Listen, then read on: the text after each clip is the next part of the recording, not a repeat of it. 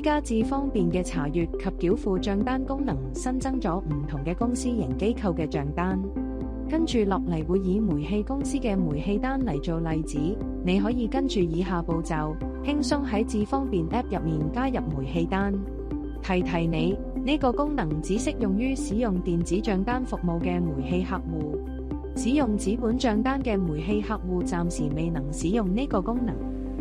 首先打開智方便 App， 然後揀選我的進入個人助理頁面。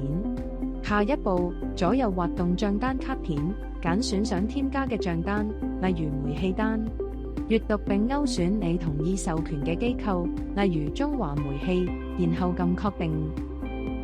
若畫面顯示未能找到帳戶，按此進行帳戶綁定，代表你需要先用智方便登入一次相關網上服務，先可以獲取帳單資料。點擊按此開啟網上服務頁面，智方便會打開煤氣公司嘅網上服務頁面，依指示揀選是否已有煤氣網上帳戶，然後輸入你嘅網上服務登入名稱同密碼，再撳遞交以完成帳戶綁定。成功綁定帳戶後，撳按此關閉，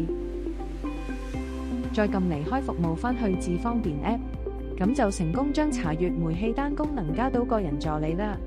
喺帳單位置就會見到已經加入咗嘅煤氣單，點擊煤氣單就會睇到最新嘅帳單資料啦。快啲下載智方便，感受非一般嘅便捷啦！